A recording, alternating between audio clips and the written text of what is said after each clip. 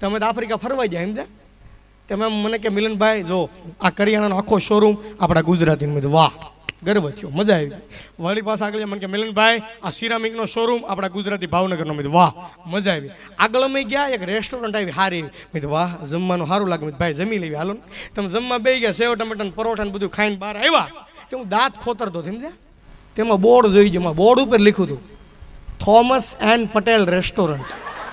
Thomas and Patel restaurant આ ખબર ન પડ્યા કઈ રીતે. મને કે મિલનભાઈ તમે નહીં માનો. મેં પણ કઈ રીતે ધંધાની શરૂઆત કઈ રીતે? એ તો કયો. મને કે થોમસ આફ્રિકાનો હતો અને પટેલ આપણે અમરેલીનો હતો. મેં વાહ આ ધંધાની શરૂઆત કઈ રીતે? હવે એ તો કયો. મને કે આથી 25 વર્ષ પહેલા થોમસ પાસે પૈસા હતા અને તમારા પટેલ પાસે અનુભવ હતો. મેં વાહ મજા આવી. મેં 25 વર્ષ પછીની પરિસ્થિતિ શું છે? મને કે પૈસા તમારા બધા પટેલ પાસે છે, થોમસ પાસે અનુભવ રહ્યો કે આની યાર ધંધો ન કરાય કે.